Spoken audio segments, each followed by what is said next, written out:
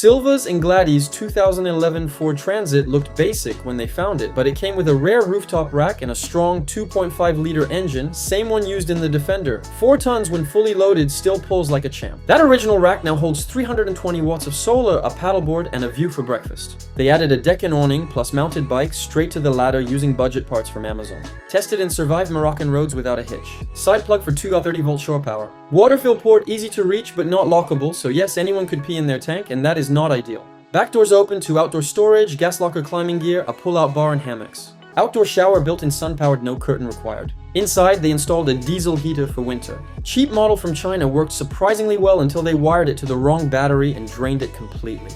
Lesson learned. Inside, they have shoe storage near the door. Every cabinet packed with essentials and backups. Overhead bins act like bottomless hats. At the center sits a full shower with dry toilet built from scratch. Ordinary paint seals the walls. No vent, no smell. Sawdust separator works just fine. Cooking is love here. Countertop is 1.60 meters longer than their bed. 3-burner hob, deep sink, 12-volt Italian fridge. More spices than you can name stored in melting drawers. Lithium battery, 200 amp hours, 2,000 euros well spent. Power flows from solar DC to DC charger inverter short. Table lifts and lowers bed forms side to side, just 1.76 meters tight but cozy.